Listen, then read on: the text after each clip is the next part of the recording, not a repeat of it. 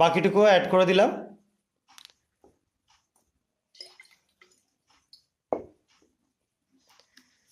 মোর সল্টের দ্রবণ যত অ্যাড করা হবে তত কিন্তু আস্তে আস্তে এই দ্রবণটার বর্ণ দেখো সামান্য সামান্য করে পরিবর্তন করছে।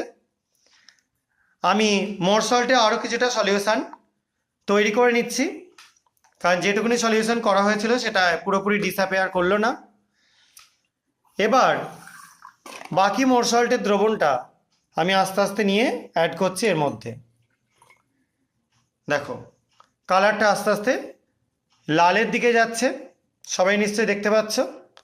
আরও কিছুটা অ্যাড করে দিচ্ছি। দেখো কালারটা আস্তে আস্তে ইয়েলো হয়ে যাচ্ছে। কালার নিশ্চয়ই বুঝতে কোনো অসুবিধা নেই কালারগুলো। আরও কিছুটা আমি অ্যাড করে দিচ্ছি এবং আস্তে আস্তে শেক করছি। দেখো ইয়েলো কালারটাও আস্তে আস্তে ফেড হয়ে এবার কালারলেসের দিকে এগোচ্ছে বা বর্ণহীনের দিকে এগোচ্ছে। এবার এখানে কি ঘটলো বা কি রিয়াকশান হলো সেটা নিয়ে আমি একটু আলোচনা করব।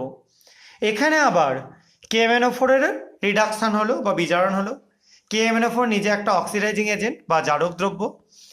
এর মধ্যে যখন আমরা মোর সল্ট অ্যাড করলাম, মোর সল্টে আয়রন আছে +2 স্টেটে, কারণ মোর সল্টের মধ্যে আছে FeSO4।